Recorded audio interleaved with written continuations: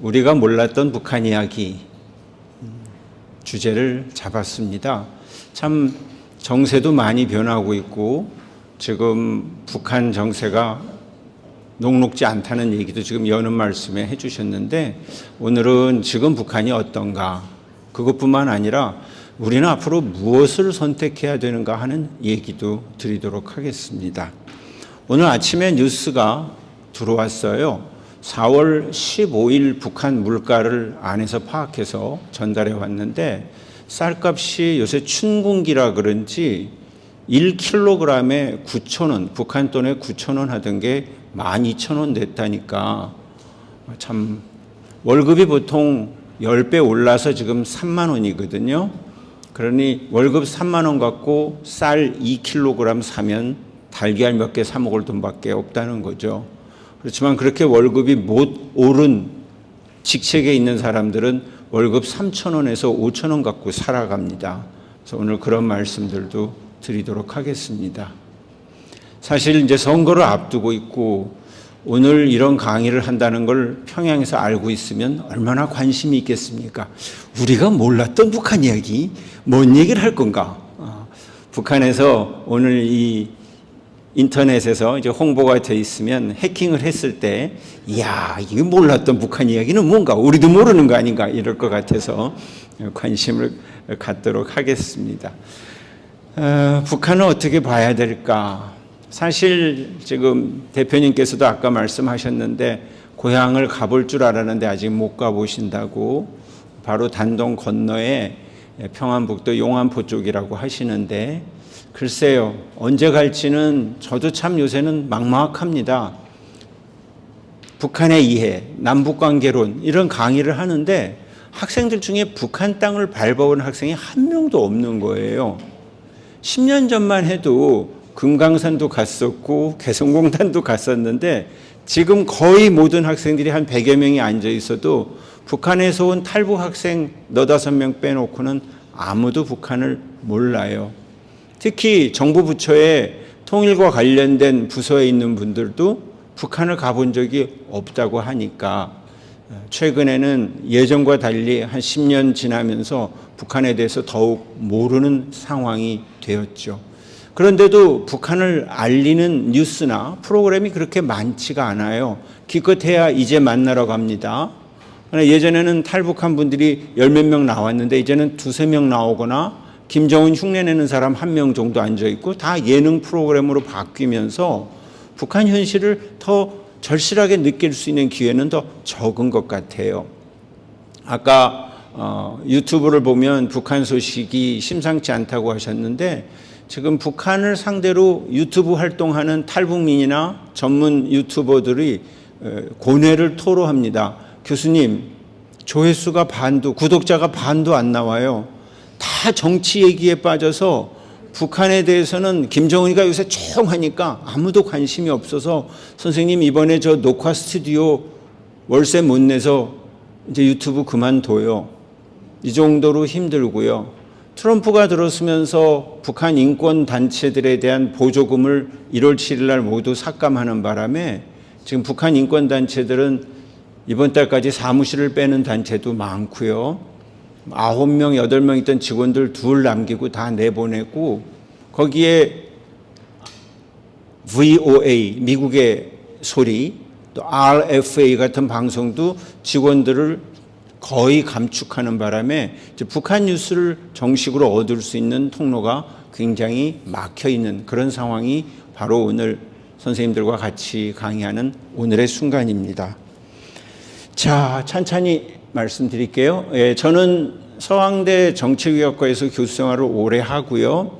아까 서강대학교 북한연구소 소장이라 그랬는데, 아니요. 그 북한연구소라는 53년 된 연구소가 있었는데요. 있어서 거기에 한 2년 정도 소장을 하고, 지금은 조금 자유롭게 제가 무엇을 더 할 건가를 고민하는 그런 시간을 보내고 있습니다. 남북관계, 남과 북이 만드는 관계이지만 그 남북관계가 이루어지려면 남쪽의 특성도 봐야 되고 북한 사정도 봐야 되고 더 중요한 것은 최근 트럼프가 들어서면서 국제정세도 굉장히 중요해졌습니다. 결국 남북관계는 예전에는 변수보다는 상수가 많았어요.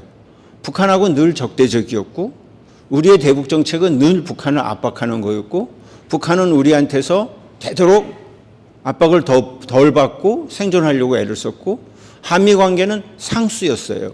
근데 최근에는 하나도 상수가 없을 정도로 다 변수로 바뀌니까 바로 새 정부가 들어서서 남북 관계가 어떻게 될지도 아무도 지금 얘기를 안 하는 상태예요. 그리고 트럼프는 언제나 마이 디어 프렌드 김정은 그러겠는데 김정은이는 대꾸도 안 해요. 한번 만나보니까 프렌드 그러더니 지 할 얘기하고 가버려 놓으니까 김정은도 오늘 뉴스에 보니까 시진핑도 트럼프가 대화하자 그랬는데 언뜻 대화하자는 얘기를 안 한대요. 젤린스키가 백악관에서 당하는 걸 보고 트럼프 만났다가 트럼프가 왁 뭐라 그러고는 그렇게 되면 체면도 구기니까. 그래서 정상회담은 꼭 통역을 써야 됩니다. 젤렌스키가 그냥 영어로 하다 보니 그냥 호되게 당한 거죠. 통역을 쓰면 통역이 야, 너 그래 그러면 조금 기분이 나쁜다. 뭐 이렇게 번역을 하면 되는데 통역을 안 쓰고 젤렌스키가 막 하다 보니까 트럼프가 야 그랬더니 젤렌스키가 야 그랬거든요. 가위바위보에서 졌다고 제가 그랬어요. 트럼프가 야 그랬는데 젤렌스키가 야 하는 사진이 찍혀서 가위바위보에 졌죠. 광물도 내놔라, 히토류도 내놔라. 그랬더니 안 해. 그러고 그러더니 결국 이번에 다 서명하는 것 같다 해서 협상 다 맺었죠.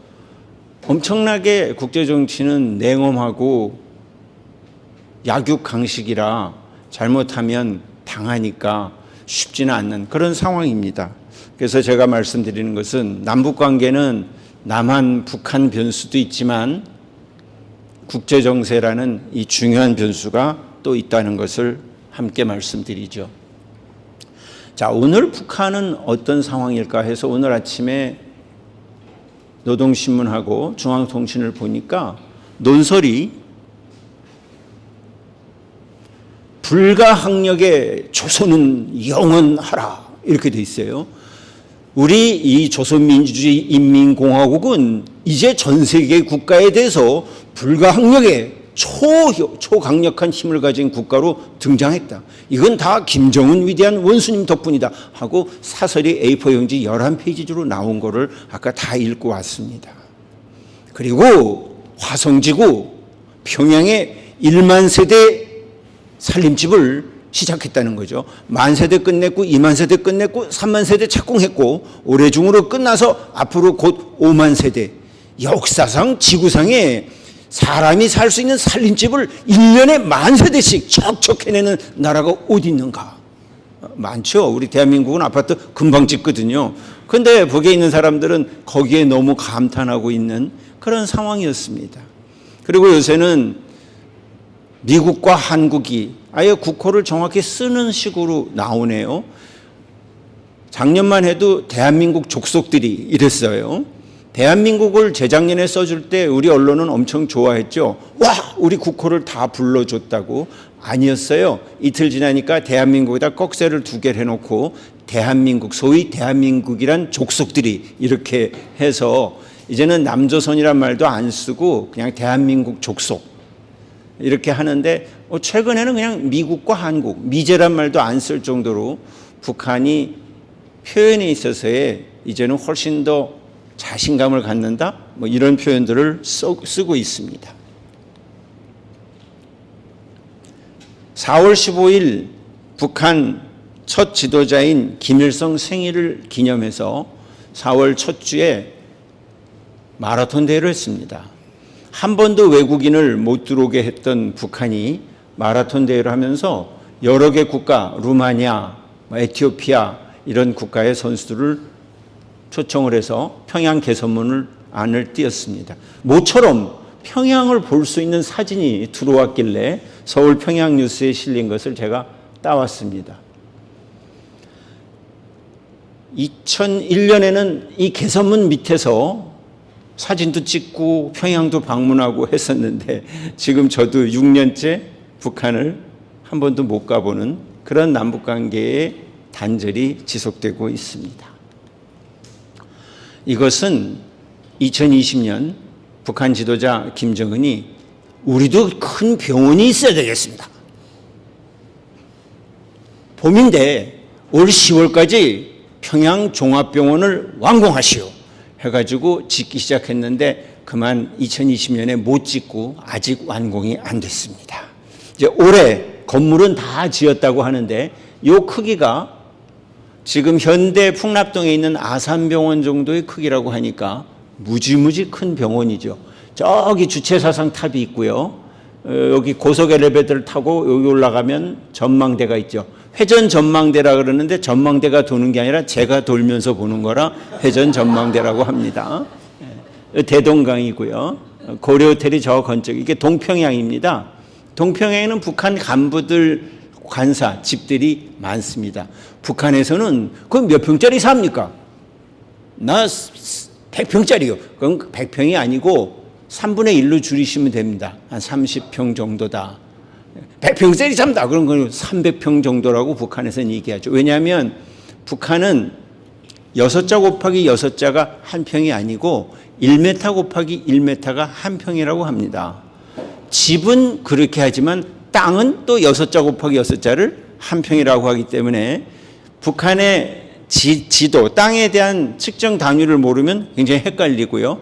그리고 1m 곱하기 1m지만 벽돌 내측수가 아니라 벽돌 외치수로 따지기 때문에 안의 집은 훨씬 벽돌만큼 더 좁다는 것을 아시면 되죠. 그래서 북한에는 몇 평짜리 삽니까? 안 물어보고 몇 칸짜리요? 예, 보통 그냥 2칸짜리. 그거는 이제 방 2개인데 방 사이에 담이 없고 중간쯤만 있고 전구를 가운데 켜서 양쪽 방을 비추게끔 절전형 집입니다. 네. 그리고 이제 화장실이 하나 있거나 6가구 중에 공동으로 쓰는 공동 화장실이 있고 이렇게 되어 있죠. 그러니까 2칸, 4칸짜리 산다고. 그러면 굉장히 잘 사는 겁니다. 그러니까 몇 칸이냐 이렇게 여담 북한에 가시면 몇 칸짜리 사는가 이렇게 물으면 오케이 남쪽에서 왔는데 우리 거로 잘하는가 이렇게 내공을 잘 간직. 그럼 몇 평이요? 그럼 모릅니다. 거의 시어보지 않아서 모른다고. 문제는 이렇게 병원은 지었는데 이 내부를 지금 의료기기를 하나도 못 채워놨어요. 그래서 올해 중에 러시아 의료기기를 들여오기로 했다는 얘기가 들리니 올해 10월 10일 당 창건일에는 완공을 하는 것으로.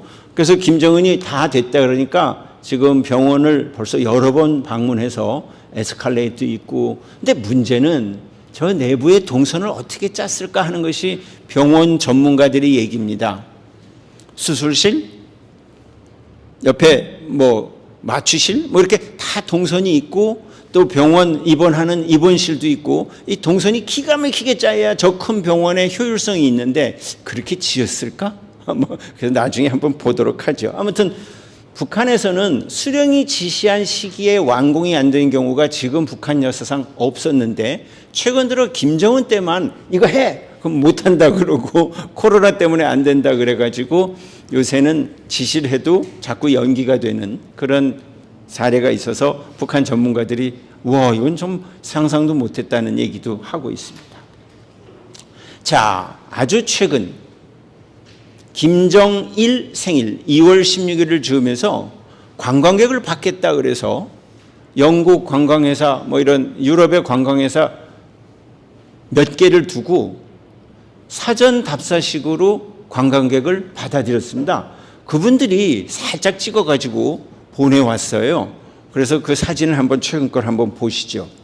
김일성, 김정일 동상앞에 6명 여행사 대표들이 들어갔는데 이렇게 4명이서 찍었고요.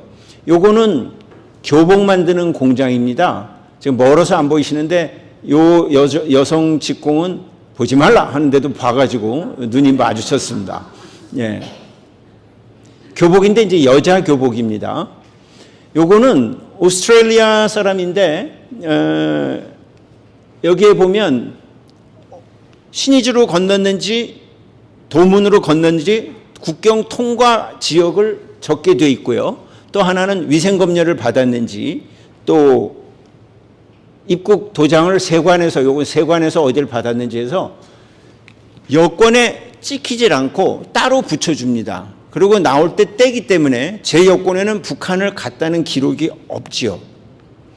지금 미국이 출입이 엄격해지면서 과거 10년 동안인가 북한을 갔다 온 사람은 지금 미국 못 들어가게 트럼프가 굉장히 옥죄이고 있는 건데, 야, 나는 여권에 안 찍혔어. 다 압니다. 다 알아요. 이렇게 해서 저도 북한을 왔다 갔다 할 때 제 여권에는 단 한 번도 북한 도장이 찍힌 적이 없습니다. 그래서 이 양반이 이렇게 찍은 거를 제가 확대해서 한번 분석을 해봤습니다. 예, 김치 실습을 한다 그러는데, 야, 참 배추에다가 고춧가루, 고추 양념, 이게 이제 김치 만드는, 예, 그래서 지금 한 4-5명이 장갑 끼고 만드는 겁니다. 예, 학교입니다. 낮은 선봉 지역에 들어간 건데요. 낮은 선봉 지역은 무역지대로 특별지구인데, 아까 그 교복 색깔의 학생들이 있죠? 남학생. 문제는 머리핀이 똑같다는 겁니다. 손님들이 오니까 머리핀 매라. 탁. 신발을 보니까 신발이 똑같습니다. 지급한 거죠.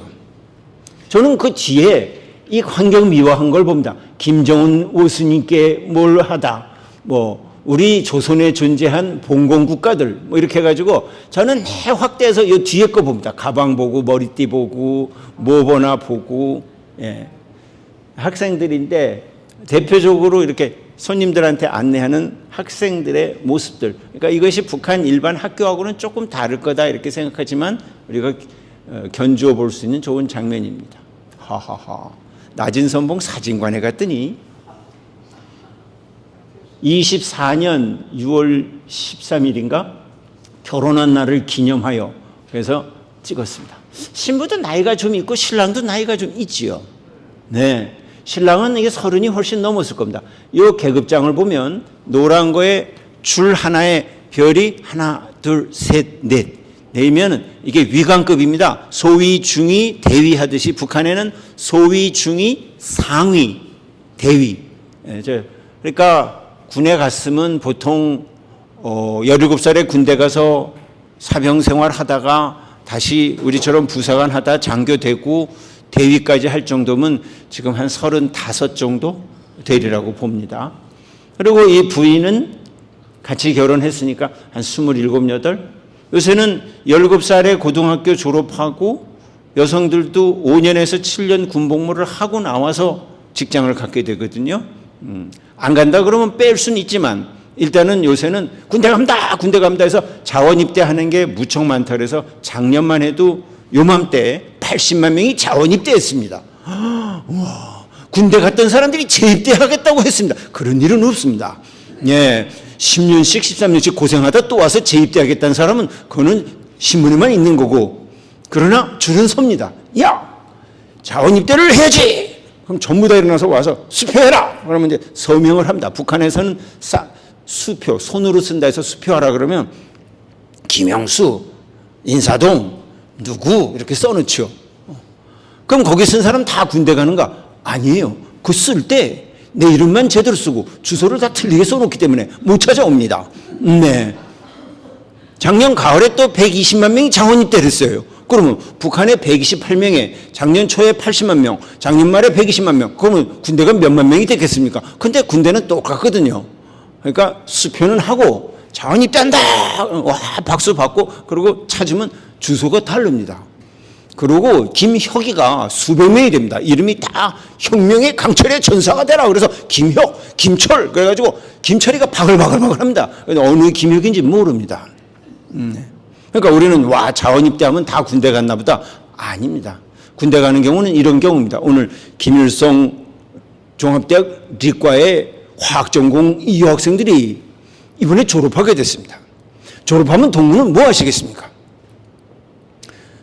당과 인민을 위해 열심히 일하겠습니다. 그래서 어디서 일하고 싶습니까? 그랬더니 옆에 동무가 손을 번쩍 들더니 나는 저 감자 농사 유명한 대흥강둔에 가가지고 감자 농사를 짓겠습니다. 평양종합대학, 김일성 종합대학을 나온 인재가 대흥당을 가는가 그랬더니 거기에 남성들이 3,000명이나 있는데 결혼할 여자가 없어서 굉장히 힘들다고 합니다. 우리 이번에理과대학 졸업한 22명은 다 대홍당군으로 갔으면 좋겠습니다. 그때 옆에서 박수를 쳤습니다. 그러자 그 뒤에 있는 동무는 어떻게 생각할까? 저는 이 동무가 이 얘기를 하기 전부터 그 생각을 하고 있습니다. 그래가지고 22명이 몽땅 다 졸업하고 양강도 대홍당군으로 가서 평생 오지 못했다 합니다. 집단 무도를 3,000명하고 추고 마음에 드는 사람끼리 결혼하면 감자밭 가운데다가 조그만 단독주택을 하나 줍니다. 2칸짜리. 거기서 사는 거죠. 너는 어떻게 그렇게 마음을 어머니 저를 원망하지 마세요. 저는 수령님께서 이렇게 키워주셨기 때문에 대홍단도로 갑니다. 학교에 있을 때는 모릅니다. 사회를. 부모들은 그렇게 했다는데 어떡합니까? 그래서 일주일 달콤한 휴가를 얻게 되면 집 앞에 트럭이 옵니다. 하나씩 세워서 버스도 아니고 트럭에 22명을 싣고 3박 4일 동안 양강도로 갑니다. 그럼 3,000명의 군인들이 우와 하면서 운명은 바뀌는, 북한 실생활을 보면 우리가 보는 거하고 또 많이 다르다 하는 것도 느끼죠. 그러니까 북에서는 뭐 할 때 앞에서 저요 하는 사람이 제일 무섭다고 합니다. 저게 무슨 얘기를 할까? 예. 그래서 이렇게 결혼식 사진 찍은 것도 좀 특별하길래 사진관 사진을 하나 보았습니다. 2월 16일 날 결사옹위 일심단결 이렇게 해서 이렇게 김정일 생일 2월 16일 기념해서 이렇게 광장에서 집단 무도를 하는, 북한의 문화이기도 합니다. 남녀도 있지만 여자끼리 추는 쪽도 많고요. 북한에서 올해 들어서 가장 강조하고 있는 포스터 2개를 골랐습니다. 지방공업 공장들에서 생산을 정상화하자. 20 곱하기 10, 북한에서는 곱하기를 승이라 그래요. 20승 10. 각 군마다 으뜸인 공장을 만들어서 20개씩 10년 동안 200개를 만들면 우리 공화국이 번성할 수 있다는 당의 지침에 따라서 지방공업을 융성하는데 모든 노력을 아끼지 않고 있습니다. 또 하나, 백전백승, 당 구차대회를 승리자 대회로 만들자. 내년 26년 1월이면 21년에 당대회를 5년마다 한다고 북한 지도자 김정은이 얘기했기 때문에 그때 9차 당대회를 하게 되는, 그걸 위해서 모두 다 성과를 내자고 결사, 관철, 일심, 단결, 자력, 갱생. 일심이는 딸을 낳으면 요새 붙이는 이름이고요. 단결이는 아들을 낳으면 붙이는, 저 내자를 둘로 쪼개가지고 그렇게 붙입니다. 자, 강의안을 작성할 4월 초만 해도 환율도 급등했는데 달러당 21,000원 정도 됐는데 아까 말씀드렸죠? 오늘 아침에 들어온 것은 25,000원까지도 올라갈 정도로 많이 올라갔다. 왜? 인민들이 달러를 안 내놓습니다. 달러 쓰지 말라 하면 달러가 앞으로 귀해지는 거라서 다 갖고 있죠. 왜? 북한 돈은 인플레이션 때문에 자꾸 올라가서 가치가 없으니까 달러들을 다 갖고 있습니다. 달러도 100달러짜리는 푸르스름하다 그래서 그걸 펄돈이라 합니다. 야, 펄돈 쓱장만 주라. 그래서 300달러 달라는 겁니다. 이건 북한 뇌물로서는 펄돈이 최고인데 문제는 가짜 위패가 꽤 많습니다. 100장 중에 한 25장 정도는 가짜입니다.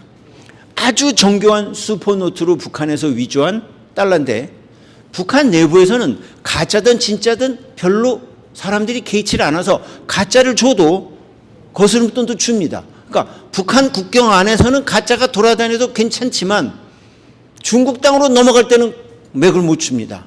그러니까 북한 인민들이 되도록 가짜 달러는 장사해서 물건을 사러 가거나 바꿔줄 때 가져가고 진짜 진달은 내 장롱 속에다 넣어놓죠. 그러니까 북한 주민들 장롱이나 이불 밑에는 다 진짜 달러가 있고 가달이 돌아다니는 거죠. 그래서 중국 대방, 중국 업자들이 북한에서 100달러짜리 안 받습니다. 받으면 다 가짜거든요. 예. 그리고 북한 사람들은 중국 100위안짜리 안 받습니다. 100위안짜리 가짜가 또 많이 또 북한으로 들어오니까. 그렇게 해서 이 달러가 전부 다 집에다 넣어놓고 안 내놓고, 그 다음에 달러 환전상에 가면 암달러상 돈 대꼬라고 하는데, 돈을 바꿔주는 사람들을 북한에서 돈 대꼬, 집을 바꿔주는 사람을 집 대꼬, 이렇게 대꼬라는 이름을 붙이는데, 돈 대꼬들을 엄청나게 강하게 통제하고 형을 주기 때문에 요새 돈 바꾸기가 너무 어려워요. 돈 바꾸려면 은행으로 가라 했는데, 은행 가면 수수율이 훨씬 더 떨어지고 내 돈을 다 안 쳐주니까 자꾸 환전을 북한에서 야매로 바꾸려고 하고 있습니다만 요새 굉장히 어려워요. 그러다 보니 달러는 자꾸 올라가죠. 북한 돈 고액권이 이 5,000원짜리입니다. 김일성 생가 만경대가 있고 2014년까지는 여기에 김일성 얼굴이 들어있었는데 빼버렸어요. 김일성 얼굴이 있으면 돈을 접지 못합니다. 그리고 지갑에 내서 엉덩이에 넣었다간 이거 바로 처벌받습니다. 수령님을 깔고 앉았어 이렇게 되는데, 이 안에다 넣어야 되는데요. 안에 호주머니 없는 옷이 많지 않습니까? 너무 힘들죠. 그래서 2014년 약 11년 전에 김일성 초상을 빼버렸죠. 아무튼 이 돈이 북한의 지금 최고액권입니다. 원래는 1달러가 북한 돈 150원에 바꿔줬습니다. 그럼 이 돈은 약 30달러 정도 되는 거죠. 그런데 지금은 1달러에 8,000원 하던 게 1달러에 25,000원이 됐으니까 이 돈은 20센트밖에 안 되는 겁니다. 그러니 북한 돈이 너무 많이 평가절하되니까 북한 주민들이 북한 돈을 많이 안 모으려고 자산 가치로 잘 안 여기죠. 3,000원, 5,000원 받던 임금이 재작년 말에 10배를 올려줬습니다. 야, 올려줄 테니까 시장 나가지 말고 직장에서 일하라. 그래서 사회주의를 복원하자라는 당의 취지였지만 아닙니다. 장사해서 못 벌면 한 달에 50만 원은 봅니다. 제법 벌면 한 80만 원 이상 벌죠. 제법 잘 벌면 150만 원 이상은 얼마든지 봅니다. 그럼 버는 걸 어떻게 하는가? 딱 물어보면 돼요. 아침에 무슨 비누로 세수했습니까? 무슨 세수를 그냥 물만 찍어 발랐지. 그럼 50만 원 미만입니다. 난 다이아로 해, 다이알 비누로 해. 그럼 이건 80만 원, 120만 원 정도 되는 거죠. 무슨 비누로 세수했느냐? 그거 물어보면 이 사람 보리가 얼마인지 그냥 나타납니다. 예. 그다음에 달걀 후라이는 얼마 만에 하나씩 먹습니까? 난 매일 먹어. 이 사람 150만 원짜리입니다. 달걀 후라이는 뭐 비둘기알도 못 봤어. 이 사람은 30만 원 미만입니다. 북한에는 달걀도 귀하지만 후라이라는 게 무척 비쌉니다. 식용유 1리터에, 북한에는 리터라는 1kg에 이 2만 원이 넘습니다. 그 식용유가 우리처럼 대병이 아니라 바카스병보다 조금 큰 거에 2만 원입니다. 북한에는 식용유를 못 구하면 설사병 걸렸을 때 이질로 죽는다 그래서 부모들이 자식들을 살리기 위해서 식용유 구하는데 아주 혈안이 되어 있습니다. 그러나 그 식용유는 질이 나쁘고 냄새가 나도, 그러니 그렇게 구한 식용유에 달걀을 후라이를 해먹는다. 예, 후라이 말 요새 우리 안 쓰지만 북한에는 가면 후라이라 그러니까 제가 계속 쓰는 겁니다. 이 후라이, 이건 힘든 거죠. 그래서 달걀 반찬 먹는가? 그리고 반찬이 몇 가지인가? 거의 뭐 남의 반찬까지 물어보죠. 아니 뭐 몇 가지? 세 가지요. 멸치볶음 뭐 이렇게 몸이 잘 사는 겁니다. 나도 세 가지요. 뭡니까? 김치를 가루로 썬 거, 세로로 썬 거, 막 썬 거. 아무튼 일식삼찬이란 그런 농담들입니다. 그러니까 북한에는 가면 생활 수준이 질문을 몇 개를 해보면 어떻게 먹고 사는지 아는데 다 장사하면 적어도 30만 원에서 50만 원을 버니 누가 5만 원 받고 직장 나가서 일하겠습니까? 그러니 직장 공장장한테 미리 5만 원 줍니다. 근데 월급 안 받을 테니까 이거 뇌물로 쓰라고 주고 나 한 달만 안 나오게 해주라. 그럼 장마당 가는 거죠. 그러니까 다 장마당 가 있죠. 그러니까 북한에서 55세 미만은 여성은 절대로 장마당 나오지 말라. 그러고 엄명을 내렸어요. 그랬더니 다 친정어머니, 시어머니를 데려다가 다 앉혀놓고 장사를 하는 바람에 오히려 북한이 마을이 더 비는 바람에 다 없앴죠. 그러고 장마당에 장사하려면 대낮엔 다 직장 가 있으니까 안 오니까 오후 4시 돼야 하는데 그 장사에서 먹고 살겠다는 걸 밤 되면 불을 안 켜주니까 호롱불 켜놓거나 간데라 불 켜놓고 하는데 좀 봐달라고 하도 원성이 심해서 이제 장마당은 뚜껑도 씌워주고 전기도 넣어주고 했지만 이제는 장마당이 너무 많이 북한에 웬만한 500개가 넘게 작은 건 2200개가 넘게 생기다 보니까 장은 펼쳐져 있는데 사러 오는 사람이 없는 거예요. 눈물의 매대라고 할 정도로. 그래서 북한 경제가 참 어려운 그런 상황이기도 합니다. 한전상, 송금업자, 이광군 활동을 철저히 통제합니다. 그리고 이제는 월급을 계좌로 지급합니다. 그 북한 남자들이 요새 힘이 많이 빠졌습니다. 사실 월급은 봉투에 넣어가지고 집에 가져갈 때 어깨에 힘들고 가는 거였는데 이게 계좌로 들어오니 용돈 좀 주시오 이렇게 되는 거죠. 북한 남자들 아주 가부장적이라 참 못하는데 월급을 계좌로 지급하기 시작하니까 그리고 휴대폰에다가 전자 앱 결제 앱을 깔아라 울림을 그래가지고 계좌 내역도 송금하고 이런 식으로 요새 최근에 평양은 엄청 바뀝니다. 지방은 카드를 쓰거나 해도 한 5% 그러나 평양은 웬만한 가게는 다 그리고 우리 배달의 민족처럼 배달도 해주고요. 네, 마켓컬리처럼 새벽은 아니라도 옵니다. 문제는 금빛독 제5인민반 김용수 이거 어디다 두라는 거야? 그 아파트 이렇게 입구에 두면 지나간 사람이 누가 물건을 두고 갔어? 그러고 다 들고 가는 거예요. 그러니까 이게 소포나 이 배달이 택배가 너무 어려운 게 아직 문화가 내 거 아니면 손 안 대는 야 누가 이걸 두고 갔어? 제가 탈북한 학생들 보고 얘기했어요. 대한민국이 얼마나 좋은 나라인가. 일요일 날 아침에 동네를 뛰다 보면요. 커피 가게 앞마다 전부 다 커피 원료하고 컵하고 다 택배로 새벽에 갖다 놓고 갔는데 동네 분들이 하나도 안 건드리는 겁니다. 그러니까 그걸 다시 11시 와가지고 문에 넣고 커피 장사를 하는 거거든요. 제 아파트에 지금 몇 년 동안 제 물건이 남이 가져간 적은 없어요. 네, 내 물건이 옆집에 간 적은 있고 옆집 아저씨가 내게 왔다고 갖다 준 적은 있어도 뜯었다가 죄송해요 이거 내 건 줄 알았는데 뜯었네요 그러고 갖다 주는지 그걸 몰래 갖는 사람은 거의 뉴스에 나올 정도로 없는 대한민국입니다. 이런 나라 봤어요? 길거리에 물건이 막 택배로 쌓인데도 아무도 안 가져갑니다. 그리고 여러분 화장실 가면 휴지가 다 걸려 있어요. 북한에서 오신 분들은 그게 너무 신기해요. 이거 왜 여기 걸렸는 거야? 다 집에 가져가야지. 그거 다 가져갑니다. 하나원에도 가면 지금은 아니지만 탁구장이 있는데 제가 갈 때마다 탁구공을 몇백 개씩 갖다 주는데 다시 탁구 치러 가면 공 하나도 없어요. 다 호주머니에 불룩불룩 갖고 있어요. 그거 좀 내놔요. 아니래. 아니 공이 이렇게 많은데 그걸 왜 갔냐니까 그거 내 거라는 거예요. 그래서 생활실에 가보면 탁구 배도 몇 개나 갖다 놓은지 몰라요. 그러니까 거의 물 빠진 독처럼 하지만 계속 주지요. 느낄 때까지. 그 다음부터는 이걸 안 가져와도 되는구나 하는 걸 느낄 때까지. 그게 굉장히 어렵습니다. 지금 우리 문화랑 다른 사람들이 오면 우리 이렇게 신호등 못 지키고요. 주차해놓고요. 이렇게 못합니다. 러시아만 가도 집에 갈 때 윈도우 브러쉬를 빼서 아파트로 가져가야지 아침에 오면 윈도우 브러쉬가 없습니다. 그래서 비가 오면 이게 없는 차가 고개를 이렇게 내밀고 운전합니다. 비가 오니까 뭐 해요? 그러니까 윈도우 브러쉬를 훔쳐갔다는 거죠. 제가 러시아 갈 때마다 10대 중에 한두 대는 윈도우 브러쉬가 없습니다. 다 떼어가서. 우리 그렇지 이거 빼가진 않잖아요. 타이어도 4개 빼가는 것도 없고요. 미국도 시카고 대학 옆에는 아침에 가보면 차 바퀴 4개가 다 없답니다. 다 벽돌로 고아놓고 하나만 빼가야 스페어 타이어를 넣죠. 제가 그래요. 우리 대한민국 얼마나 멋진 나라인지 이 문화가 기가 막힌 나라죠. 너무 멋있죠. 이렇게 신뢰 사회가 구축된 나라에 조금만 힘만 합치면 정말 멋진 나라가 된다고 얘기를 합니다. 탈북한 분들도 처음에는 신기했는데 이제는 얼마나 편한지 모른다 하는 얘기를 하죠.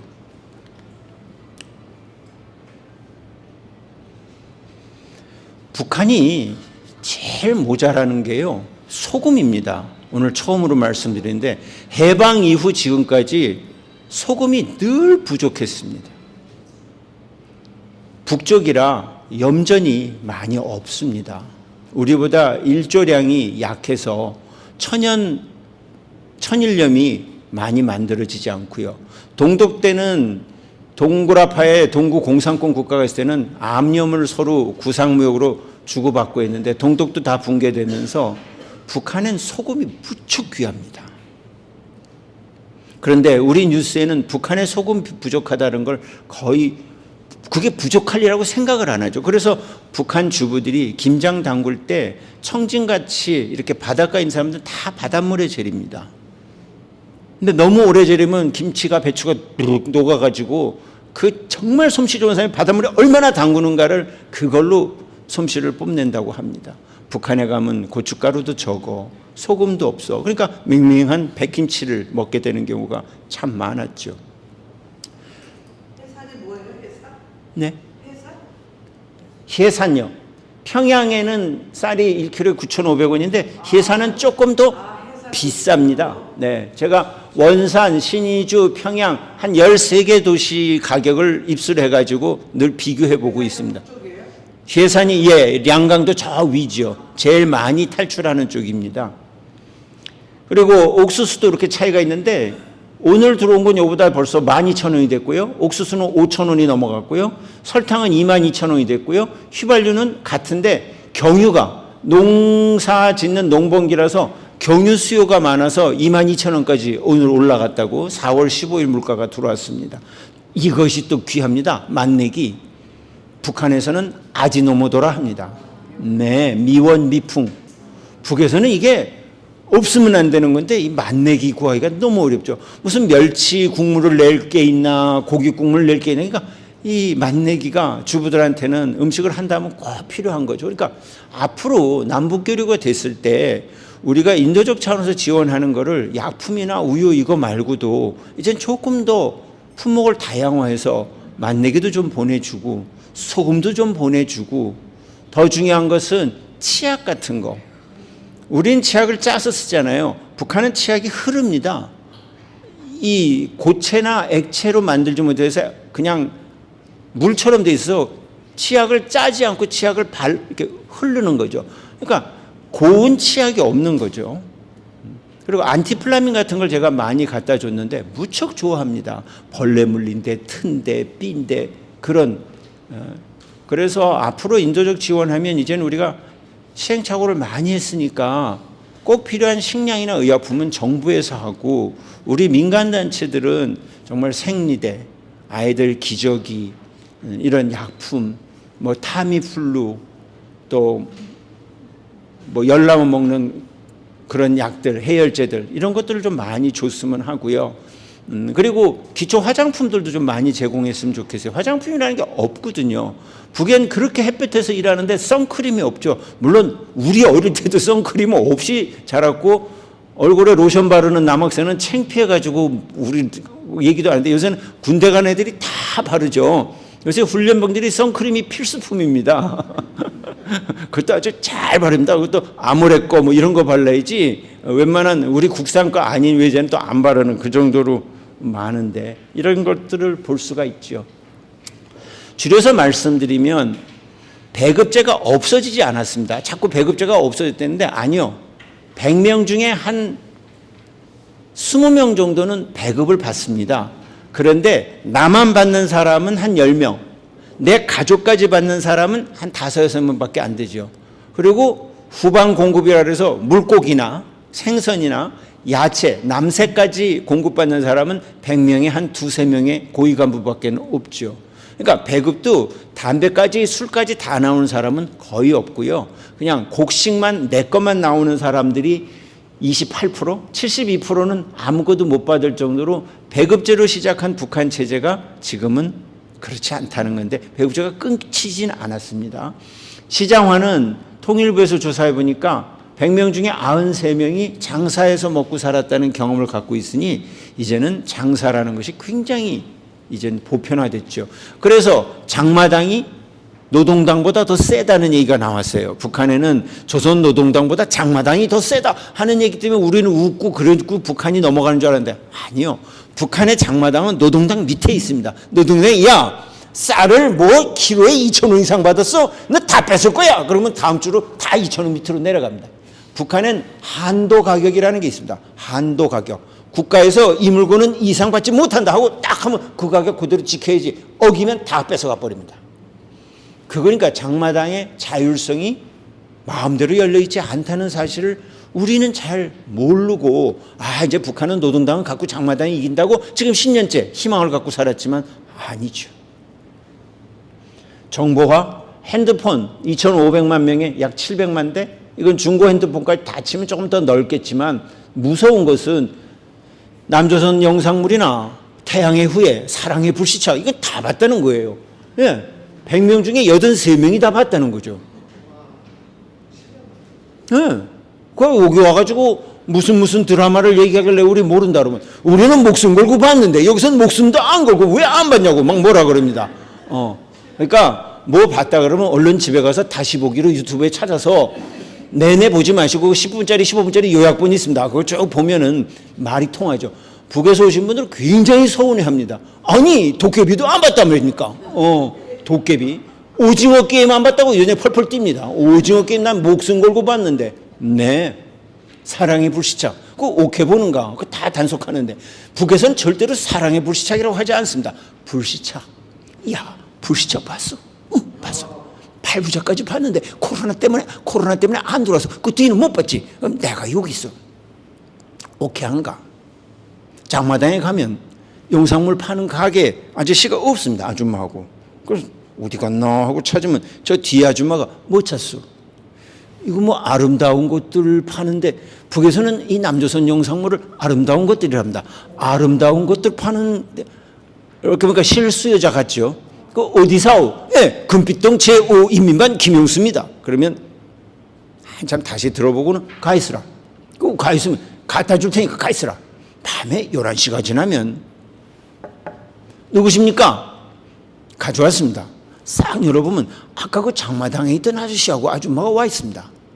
아까 불시착 달라고 그랬지. 여기 있어. 놀래가지고. 근데 이거 왜 기계를 2개나 줍니까? 노트텔이라고 USB도 넣을 수 있고 CD도 넣을 수 있는 멀티플레이어를 줍니다. 나 이거 돈 없어서 못 써. 이거 그냥 공짜로 가지라. 이거. 빌려주는 거죠.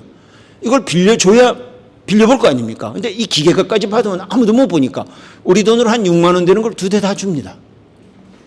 왜 2대나 줍니까? 하나는 단속 나오면 꺼내놓고 하나는 숨겨놨다가 몰래 보라. 단속 나오는 거는 수령님 영화들이 다 꽂혀 있습니다. 딱 내놓. 전에는 비디오로 보다가 단속 나오면은 얼른 바꿨는데 요새는 단속반들이 마을 전기를 꺼버립니다. 그 비디오에 물려가지고 안 나오는데 불 넣으면 꺼내면 다 걸렸죠. 그러니까 인민들이 이제 영악해지니까 이제 노트텔을 만든 거죠. 그리고 여기서 태양광으로도 충전도 됩니다. 네. 그래서 8부작까지 봤다 그랬지. 9부작부터 주십시오. 그러면 돌았습니다. SD카드 조그만 거를 콧구멍에다 5개씩 넣고 다닙니다. 어느 쪽이 9부작이었나 잘 생각해서 꺼내가지고 줍니다. 조심해서 보라. 여기다 꽂으면 된다. 예. 콧구멍 카드라고 합니다. 이거이 뒤져도 USB도 아니고 CD도 아니고 VHS도 아니고 콧구멍인 걸 남 콧구멍으로 어떻게 뒤지겠습니까? 좀 큰 사람은 더 많이 넣고 다니고 작으면 뭐 꽉 채워 다니는 거죠. 이거 잘 꺼내서 주죠. 그래서 꽤 한 4, 5년째 콧구멍 카드 장사가 아주 잘 됩니다. 얼마입니까? 첫 번째는 무료예요. 공짜예요. 이야, 기분 좋아가지고 눈이 빨개지게 2박 3일 동안 그걸 그냥 사랑의 불시착을 다 보고 이제 장마당에 쓱 가려고 하는데 뒤에 뭐가 다 끊어졌더니 뭐가 시작하는 오징어 게임이 나오는 겁니다. 좋아서 봤는데 보다 보니까 하이라이트에서 다 끊어지는 겁니다. 그 이제 장마당 갑니다. 다 봤습니까? 그러면 그때서야 7만 원 내시오. 아니 사랑의 불시착 뒤에 보고 새 것도 이만큼 보도오는데 그게 7만 원입니다. 월급이 3,000원, 5,000원인데 그런데 월급으로 안 보죠. 장사하는 사람들 100만 원 넘게 보는 사람이 뭐 7만 원 갖고 영화 그거 하나 못 보겠으면 영화 수십 편 들어있는데 또 빌려보는 거죠. 그렇게 해서 돌려보고 빌려보고 하면서 저렇게 많은 사람들이 많이 본 겁니다. 남조선 걸 다 보고 있고 남조선 뉴스가 엄청 유행합니다. 특히 YTN 이런 거 엄청 좋아합니다. 그만 보면 다 보고 그중에 최고로 인기 있는 게 뭔지 아십니까? 6시 내 고향 KBS.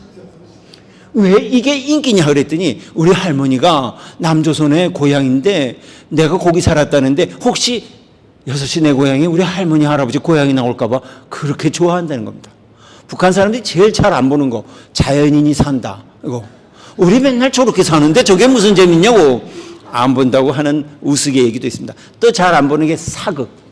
그거 양반 놈들만 나오는 그게 뭐 좋다고 보느냐고 그러고 우리 역사는 저러지 않았다고 그러고 그래서 사극 별로 안 좋아하고 나는 자연인이다, 뭐 자연인처럼 산다, 그거 안 보고 특히 이제 뉴스 좋아하고요. 그리고 가요 프로그램 좋아하고, 그래서 북한 주민들도 이제 선호도도 생겼는 그런 거죠. 처음에는 2003년, 4년, 5년에 김정일이 우리 거 안 봐? 우리 국산 걸 안 본단 말이야? 야, 그러면 외화 틀어주라. 그래서 이제 외화를 틀어줬는데 외화를 막 못 틀어주고 주로 동물의 왕국 같은 걸 틀어줬어요. 근데 주민들이 너무 좋아서 동물의 왕국 하는데 재미없지 않습니까? 또 러시아 영화를 보니까 재미없거든요. 미국 영화 보니까 재밌었는데 갑자기 남조선 영화가 오니까 훨씬 재밌다는 걸 느끼고 저렇게 선풍이 이른 거죠. 결국 영상물의 관심은 김정일 위원장이 야, 우리 이거 공화국 거 갖고 안 되겠어. 조선 거 아니면 러시아 것도 보내주라. 그래서 외화를 보내줬다. 내가 이 정도 많이 갖고 있다 그래서 보이다가 저렇게 유행이 들게 된 또 책임도 있습니다. 북한 사회 또 하나의 특징은 부패가 구조화되어 있다는 겁니다. 뇌물을 안 고이면 내가 원하는 목표를 달성하기가 어렵습니다. 나 알았어. 딸내미를 예술대학에 보내고 싶다는 거지. 예, 우리 딸내미 정말로 재능이 좋습니다. 알았어. 꽁 3마리 가져오라. 네. 꽁 3마리 가져오라고. 이 아버지 산에 가서 꽁을 3마리를 잡아갔다가 딸을 예술대학에 못 넣습니다. 꽁이라는 거는 일본 만행짜리에 목이 긴 새가 그려져 있습니다. 3만행 가져오라는 얘기를, 이 아버지는 꽁을 3마리를 잡아갔다는 거죠. 별로 안 웃으시는데 북에서는 이 얘기하면 많이 웃습니다. 예. 그런 뇌물을 고이지 않으면 아이들 학교 넣는 것도 어렵다는 거죠. 그런 탈북민들이 대한민국 와가지고 이 입시의 공정성을 보고 너무 놀랍니다. 아니, 돈 갖다 바치면 안 넣어주는 거야. 막 그렇게도 묻기도 하고, 저보고 선생님 힘이면 우리 딸, 우리 아들 서강대 넣어달라고. 아이고, 절대로 안 된다 그랬더니 삐껴가지고 전화도 안 합니다. 특히 중국의 옥수수 업자 하시던 분이 자기 딸 서강대학교 신문방송학과 넣어달라고 그랬어요. 2008년도에 제가 98년도, 99년도부터 북한 옥수수를 1000톤씩 싣고 단동에서 기차 17빵통 화착칸에 넣고 신의주에 가서 전달해주고 오고 하는, 제가 남북 물자 교류 그거 하는 걸 했었는데요. 우리 민족 서로도 이제 공동 대표를 하면서 많이 갖다 줬는데, 그때 그 옥수수 사장님은 제가 7, 8월 달에 북한에 옥수수를 갖다 주면 자기네 1년치 목표, 당에서 준 목표를 다 채우는 거래요. 북한에 옥수수를 다 갖다 줘요. 그 다음부터 버는 건 다 지 거기 때문에 저를 엄청 좋아했습니다. 그랬더니 전화가 왔어요. 교수님, 부탁이 있습니다. 뭐라 그랬더니 우리 딸 보낼 테니까 서강대 보내달라고. 그래서 이 시험 봐야 된다 그랬더니, 아니, 학교에 부총장 하면서 그것도 못 넣느냐고. 그래서 내가 총장을 해도 못 넣는다. 그랬더니 삐껴가지고 그다음부터 저한테 섭섭하다고. 아니, 힘 있는 사람이 그거 학교 아이 하나 못 넣어주냐. 그래서 참 문화적 차이 때문에 어떻게 할 수도 없고, 그러더니 나중에 학교를 다니고 중국에서 다니고 대학원을 넣어달라고 또 왔더라고요. 그래서 학과장하고 학교에 다 얘기해가지고 했는데 졸업 못했어요. 한국어 실력이 안 돼서 대학원 수업을 못 따라갔어요. 그때부터 이제 아버지가 자기 딸 실력을 알아서 더 불평은 안 했어요. 아이고, 그런 어려움이 있는데, 이 부패, 고인다는 거, 이게 중국도 그렇지만 북한은 굉장히 강합니다. 그래서 제가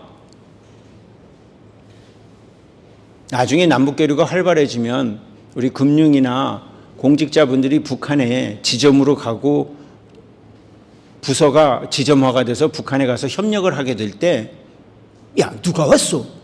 야, 그저 우리 은행에서 그 잘 나가던 사람이 우리 이 거점 지점장으로 왔대. 야, 어떻게 생겼어? 얼굴은 안 보여줘서 몰라. 어떻대? 깐깐하대. 야, 큰일 났구만. 그래서 동네 마을 사람들이 막 해가지고 뇌물을 걷어가지고 가져옵니다. 안 된다고 돌려보내면, 그 봐라, 찔러도 피도 안 나오게 돼. 뇌물을 주로 닭, 무, 배추 이런 걸 가져갔거든요. 그랬더니 돈을 좋아하나 보다. 그래서 다음 달에는 또 외화를 모여서 해가지고 혼만 나고 못했다고 하는데, 그렇게 하면 북한 주민들 마음속에 들어가기가 어려워서 제가 인사혁신처에 북에 가서 근무하게 되면 한시적으로 김영란법 예외지역으로 해달라. 북한에 가면 인민들이 뇌물을 가져오면 좀 받아주고 마을 잔치를 하더라도 같이 해야지, 뇌물을 안 받는 했을 때 북한 주민들이 별로 좋아하지 않을 수 있다라는 우스개 얘기를 했는데, 아니요. 북한 문화가 그렇게 됐으면 계몽시켜가는 과정 중에 북한 문화에 대한 이해도도 갖고 활동하는 그런 것도 필요하겠다는 생각을 했습니다.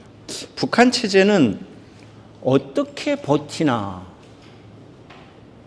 지금 간다고 생각했는데, 제가 뽑아낸 두 단어는 수령과 폐쇄성입니다. 수령, 우리에게는 없는 절대 권력을 쥔 지도자 3명이 지금 80년을 이어오고 있습니다. 폐쇄성, 북한 안의 소식이 밖으로 잘 안 들어오고 밖의 소식이 안으로 거의 들어가기 어려운, 특히 북한의 인민들, 구성원들이 인터넷을 못해요. 인트라넷은 해요. 안에서 국내에서 게임도 하고 돈도 송금하지만 국경 밖으로는 허가받는 2만 명 외에는 아무도 못한다는 거죠. 그러니 이 폐쇄성이 북한 체제를 유지하는 기둥이죠. 황해도 간척지가 무너져서 물이 들어왔어요. 김정은이 직접 내려와서 허리춤까지 바닷물에 들어갔다가 이 내각 건달뱅이들이 때문이야! 그러면 막 뭐라 그러니까 비가 오는데 다 수첩권에서 적고 있습니다. 별넷, 별넷, 별넷. 이 비가 오는데도 이게 적을 수 있는 종이는 뭘까? 이게 제일 궁금한데요. 이 뒷모습만 보인 사람이 바로 조용원이라고, 진짜 조용히 지금 7년째 쫓아다니고 있는 조용한 2인자입니다. 조용원. 57년생으로 추정하고 있네. 이 옆에 얼굴만 보인 사람이 박정천, 군의 1인자. 우리 지도자가 비 오는데 이렇게 한다고 다 받아 적지는 않지요. 휴대폰 녹음하든가 할 텐데 저기는 다 적습니다. 작년 11월에 야, 전국 파출소장 다 평양으로 오라! 그래서 파출소장들이 다 올라와서 몇 개로 나눠서 찍는데 이렇게 김정은이 여기 있고 옆에 국장 둘이 있고 쫙 섰습니다. 저 맨 윗단은 아파트 5층 높이 정도 됩니다. 저기에 올라가서 서 있으면 아주 덜덜덜 떨린답니다. 내가 오줌마리 오면 어떡합니까? 그랬더니 다 팬티 차고 있어. 그리고 그 전날부터 물을 되도록 먹지 않습니다. 다음 내일에 이런 사진을 찍는다는 일단 지침만 오면 물 먹지 않는다는 거죠. 이번엔 괜찮은데 한참 서 있다가 가끔 마지막 찍을 때 보면 없는 사람이 있습니다. 떨어진 겁니다, 뒤로. 이게 몇 명일까? 안 세어보셨죠? 저는 세어봤어요, 2번이나. 50명마다 핀을 꽂아가지고 다 셌더니 앞에 3명 빼고 1170명입니다. 1173명. 저는 열심히 여러분들께 저게 총 몇 명인가를 알려드리기 위해서 지난 일요일 날 내 핀을 꽂아서 셌습니다. 그러나 저런 사진을 찍을 수 있는 체제는 없다는 거죠. 이거는 이번에 뉴스핌의 이용정 기자가 실은데 조선중앙통신에 나온 거를 원산 갈마지구 해안관광지구에 갔어요. 이제 관광지구를 해가지고 했는데 옆에 지금 총리 박태성이가 있고, 이건 지난 총리 지금 당 경제부장을 하는 김덕훈이에요.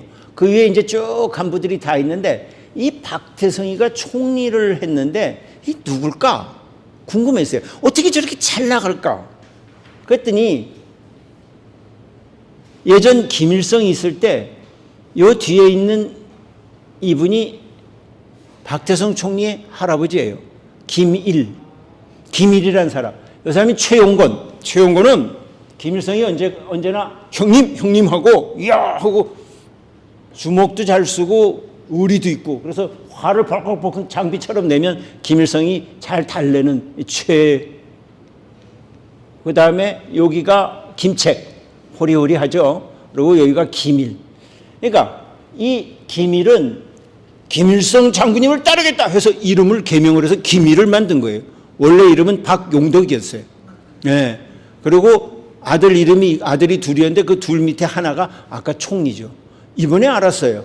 그러니까 지금 건재하고 잘 나가는 총리의 위는 다 김일성과 같이 훈련했던 핵심 간부들의 손주들이 자식들이 하고 있다는 거를, 그러니 운명 공동체가 혈연 중심으로도 잘 짜져 있다는 거를 확인할 수 있어서 이번에 사진 자료할 때 새로 넣었습니다. 북한은, 북에 가면 우리 공화국은 이런 얘기를 많이 합니다. 그 저도 내려오면 공화국에 갔더니 그러면 또 우리 학과 교수님들 선생님 물이 들었나 봐 북한을 공화국이라 그래서 거기 가면 그래 그리고 그냥 넘어갔는데 그냥 북조선 그것도 싫어하니까 귀측은 뭐 조금 할 때는 공화국이 그랬군요 그럼 좋아하니까요. 그런데 북한이 조선민주주의 인민공화국인데 정말 공화국일까? 공화국은 로마 때 세습의 피해를 이제 그만하자 해서 공화국, 리퍼블릭이라는 제도를 바꾼 거거든요. 세습을 반대해서. 탈북하신 분들에게 남한 사회의 이해라는 강의를 해달래서 인천 지역에 가서 한 7, 80분 이렇게 강의를 해서 여러분 대한민국도 민주공화국입니다. 북한도 조선민주주의 인민공화국이죠. 공화국 뜻이 뭐예요? 그러면 아무도 몰라요. 공화국은요. 세습을 피하려고 폐해를 없애려고 만든 대안이 공화정이었습니다. 그러면 다들 그럼 북한은 공화정이 아니네 하고 나와요.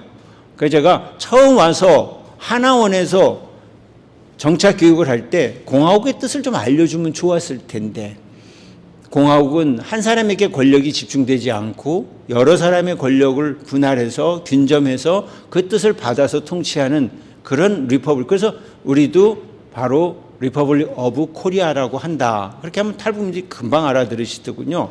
북한은 공화국이 아닌데 공화국이라고 하고 있다는 그런 체제지요. 그런 속에서 폐쇄성이 약화되니까 2020년에는 반동 사상 문화 배격법, 청년 교양 보장법, 평양 문화어 보호법. 이게 뭐예요? 평양 문화어라는 북한 말을 안 쓰니까 북한 말을 보호하자고 만든 법이에요. 이거 참 3대 법이라고 그래서 빨리 없애라고 하지만 이건 북한 체제 유지를 위해서 만들 수밖에 없었던 법.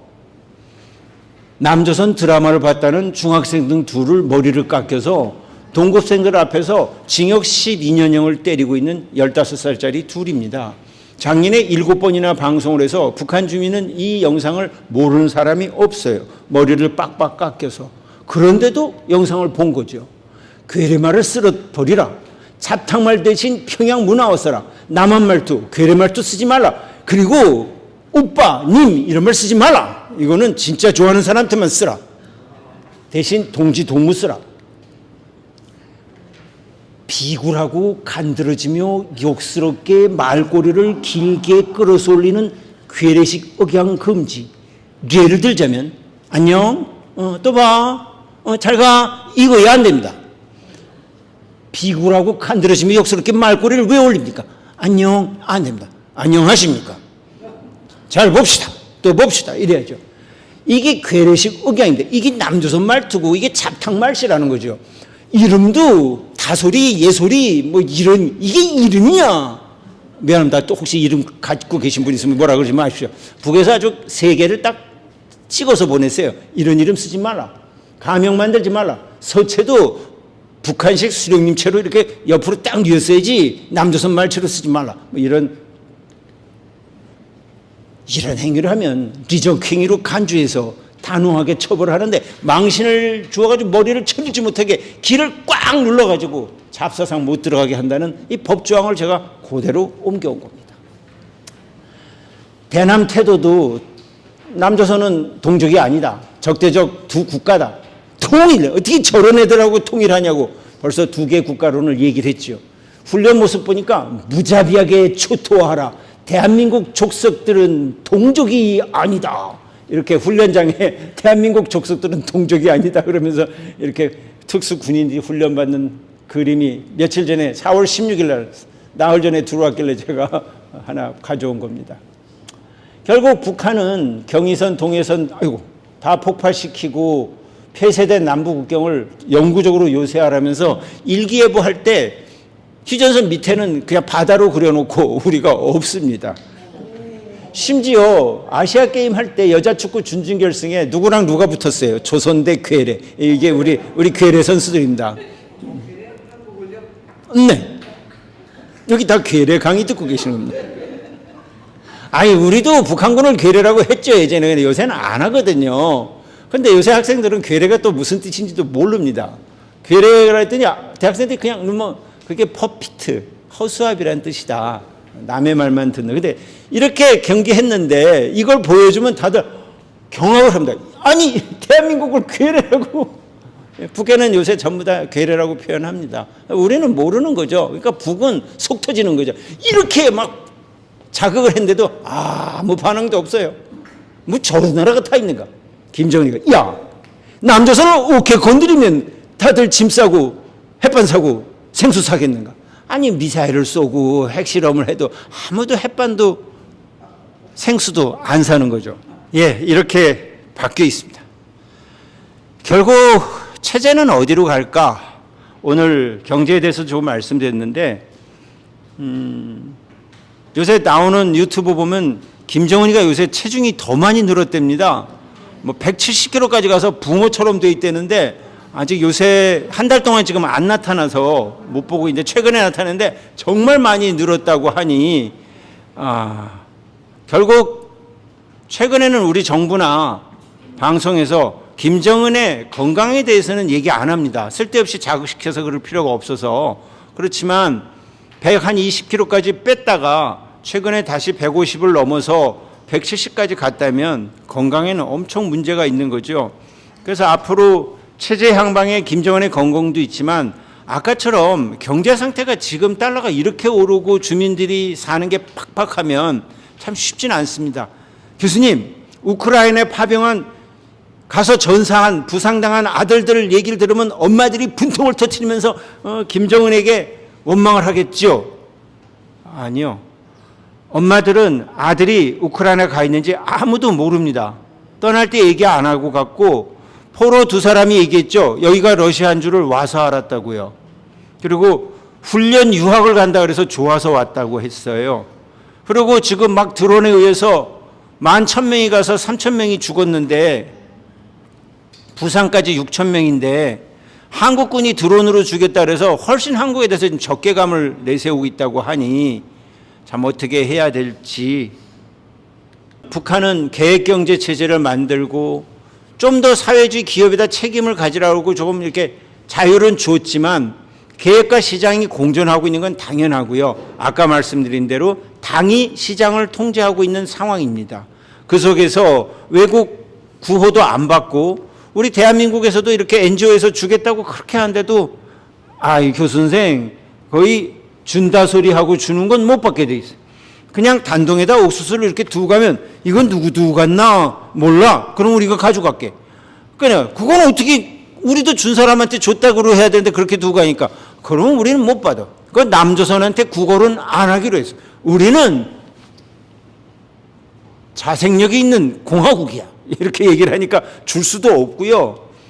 그래서 내부 예비는 얼핏 보면 없지만 쥐어 짜내면 있는 거죠.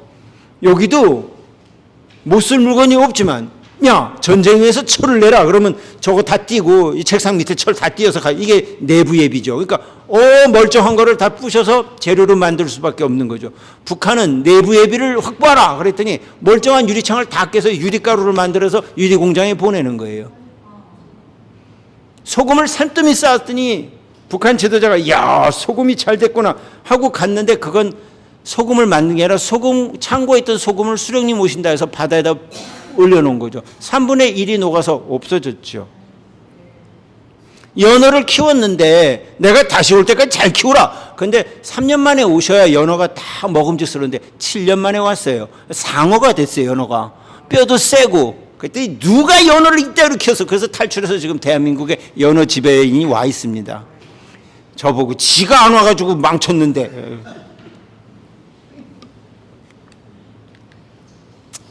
결국 이렇게 절대 권력은 히틀러는 전쟁으로 소련은 경제로 체제가 갈렸습니다. 북한도 어떻게 보면 주민들 반응, 주민 통제가 잘 못 되는 요인이 경제가 아닐까 이렇게 보고 있는데 지금은 제재를 받고 있으니까 우리가 못 사는 건 저 남조선 미국 놈들 때문이라 그러는데 앞으로 또 새 정부 들어서서 대북 정책이 바뀌어서 남북 교류 쪽으로 좀 가서 북이 안 한다고 하는데도 분위기가 달라지고 트럼프가 통 크게 핵만 안 만들면 교류하겠다 뭐 이렇게 되면 저는 북한은 수소풍탄보다 더 큰 충격을 받지 않을까. 꽁꽁 싸고 적개심을 키우면서 벼텄는데 교류한다 그러고 물건이 막 들어온다 그러면 저 시장 체제가 될까 하는 거꾸로의 생각도 해보고 있습니다. 제가 트럼프를 만난다고 가정하면 트럼프 대통령 부탁이 하나 있다. 제재를 6월 1일부로 좀 해제해 주면 안 되겠냐. 그런 충격도 북한은 상상도 못하는 건데, 그래서 우리 이 대한민국 정치의 변동에서 대북 교류, 남북 교류를 더 중시하는 분위기로 가게 되는 것이 북한 체제에는 그렇게 원하지 않는 것이라 어떤 반응을 보일지 좀 더 보도록 해 보겠습니다. 자, 이제 마무리하면 남북관계의 미래는 우리의 선택입니다. 우리 요인도 지금 변동을 급하게 하고 있고 미국 국제정세도 앞을 내다볼 수 없을 정도로 바뀌고 있고 오히려 북한이 상수인 것처럼 됐는데 우리는 어떤 선택을 할 것인가? 김대중 대통령께서 햇볕 정책을 펼치고 하면서 정상회담도 최초로 했습니다. 많이 도와주고 많이 교류하면 북한이 변할 거라 그래서 그걸 반대하는 사람은 퍼준다 그러면서 또 비난도 했습니다. 그러다가 이명박 대통령, 박근혜 대통령 때는 아니야 안 도와주고 오히려 압박하면 북한이 손들고 나올 거라고 더 압박하는 대북 정책도 했습니다. 둘 다 정책은 했지만 우리가 원하는 효과를 가시적으로 보지는 못했습니다. 그럼 정책이 잘못된 건가? 전 그렇게 생각 안 합니다. 그 대통령이 그 시기에 선택했던 정책은 꽤 최적화되어 있고 괜찮았습니다. 문제는 대북 정책, 남북관계라는 것이 5년 단임의 대통령의 임기로 성과를 보기에는 시간이 너무 짧다는 것이 제가 요새 느끼는 하나의 교훈입니다. 그래서 남북관계는 대통령이 바뀌어도 그냥 그 직책은 그냥 한 10년씩 하는 사람으로 했으면 되지만 그건 대한민국 정치가 해낼 수가 없는 일이라 이제 우리 국민들은 변화를 시키려고 노력도 해보고 변화를 안 하고 억누르기도 해봤지만 둘 다 대통령의 임기 동안에는 어렵다는 것도 알았고 나라가 한쪽으로 한 8이나 7로 기울어 있는 게 아니라 둘 다 거의 반반씩 나누어져 있으니 정책의 추진력도 만들어내기가 그렇게 쉽지는 않습니다. 그 사이에 또 국회의원 선거도 있고요. 그래서 앞으로 우리는 어떤 선택을 해야 될까? 요새 저는 좀 더 긴 호흡으로 우리 대표님이 아까 나도 이제 고향에 좀 가보고 싶은데 이제 80년 됐습니다. 분단 이후, 해방 이후 곧 100년 됩니다. 김정은이가 84년생이라 지금 41인데 얼마 안 있으면 김정은이 환갑이네 하는 것도 20년 후딱 합니다. 근데 답답해하지 마십시오. 또 젊은 세대들이 통일에 대해서 별로 긍정적이지 않다고 하는데 그 젊은 세대 입장에서는 통일이 지금 다급하지 않습니다. 그리고 예전에는 통일병이 많이 들어서 통일하면 우리가 세금 많이 낸다고 통일을 싫어했는데 요새 젊은 세대들 인터뷰하고 여론조사해 보면 그런 뜻이 아닙니다. 어떻게 저런 사람들하고 같이 사냐는 거에 아주 우린 저 사람들하고는 못 산다는 그 의식이 압도적으로 높습니다. 그래서 제가 이제 남은 과제는 북한을 좀 더 알아야겠다. 너무 모른 채 통일에 너무 많이 비중을 두지 않았는가. 우리도 잘 몰라요. 국제정세도 모르고. 요새 트럼프가 이렇게 왕관을 썼다고 왕이라 그러는데 어제부터 왕이 아니라는 데모가 미국 전역에서 벌어지고 있습니다. 일론 머스크가 재작년 12월 31일 날 인공위성에서 찍은 남북한을 했습니다. 위에 뭐냐면 미친 생각. 한 나라를 둘로 나눠가지고 캐피탈 자본주의와 공산주의로 나눠서 70년 지나니까 이렇게 됐다. 이렇게 됐어요. 문제는 통일은 이렇게 깜깜한 것을 이렇게 밝게 만드는 건데 그게 그렇게 1년, 2년에 되는 게 아닙니다.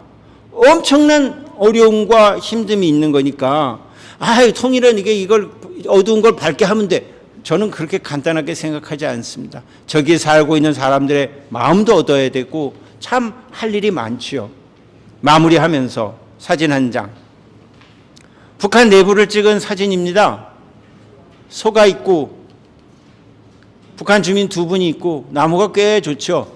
오른쪽에 이런 무슨 철봉 같은 게 있는데 저게 뭘까요?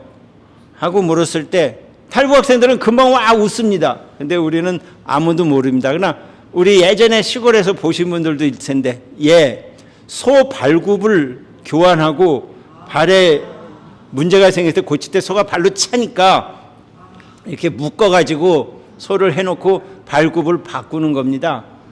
북한에서 온 탈북 학생들은 다 아는데 우리 남쪽 학생들은 아무도 모르는, 제가 그래서 아주 상징적으로 이 정도로 우리가 북한을 같은 민족인 것 같지만 잘 모르고 있다. 그래서 좀 알아보자, 그런 얘기를 했습니다.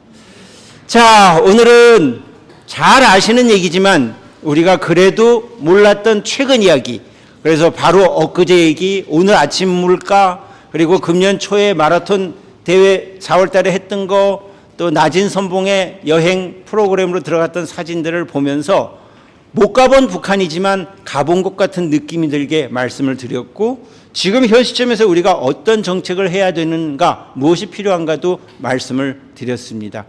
아마 다음에 또 뵐 때는 우리 대북 정책이 어느 정도 그림이 그려져서 지금까지 몇 년 동안의 답답함과는 좀 달라지지 않겠습니까? 그 사이에 북한 김정은이 교류 협력을 하게 되면 대한민국의 이 국민들의 마음이 뜨겁게 체제에 전해질 때 북한 체제를 통제 못한다는 그것 때문에 굉장히 초기에는 강하게 반발을 할 거라고 생각하는데, 잘 녹여갈 수 있도록 모두가 기도해 주시면 좋겠습니다.